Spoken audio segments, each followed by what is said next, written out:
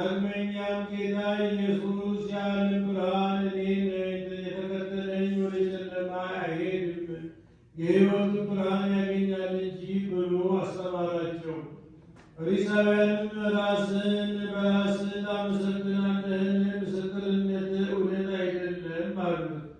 ጌታ ኢየሱስ መልሶ እንዲህ አላቸው፣ እኔ ለራሴ ብመሰክር ምስክርነቴ እውነት ነው። እኔ የመጣሁበትንና የሚሄድበትን አውቃለሁና፣ እናንተ ግን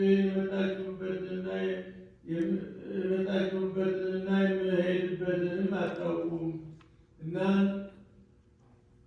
እናንተ ሥጋዊ ፍርድን ትፈርዳላችሁ፣ እኔ ግን በማን አልፈርድም። እኔ ብፈርድም እውነት እፈርዳለሁ፣ እኔ ብቻዬን አይደለሁምና እኔና የላከኝ አብን እንጂ። በሕጋችሁ የሁለት ሰው ምስክር የታመነ እንደሆነ ተጽፎ የለምን? እኔ ራሴ ምስክር ነኝ፣ የላከኝ አብም ምስክሬ ነው። አባትህ የት ነው አሉት። ጌታ ኢየሱስም እኔን አታውቁም፣ አባቴንም አታውቁም።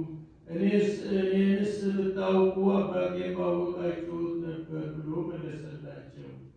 ጌታ ኢየሱስም በምዕራብ ሲያስተምራቸው በሙዳየ ምጽዋት አጠገብ ይህን ተናገራቸው፣ ግን አልያዙትም፣ ጊዜው ገና አልደረሰምና። ወደ ዓለም የመጣው እውነተኛ የባሕሪ አምላክ ሐሰት በሌለበት አንደበቴ የዓለም ብርሃን እኔ ነኝ። የተከተለኝ ወደ ጨለማ አይገባም፣ ወደ እውነተኛ መንገድ እንደሚደርስ የሕይወት ብርሃንን ያገኛል እንጂ ብሎ በእውነት ተናገረ።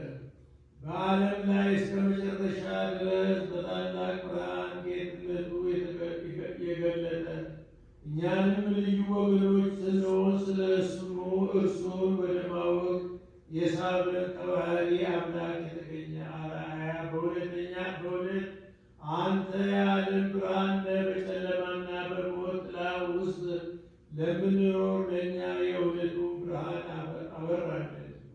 ወገኖቹ የነበሩት ጣሊያን አይሁድን ግን በሲኦል ወዳለ ጨለማ እስከ ዘላለሙ መለሳቸው።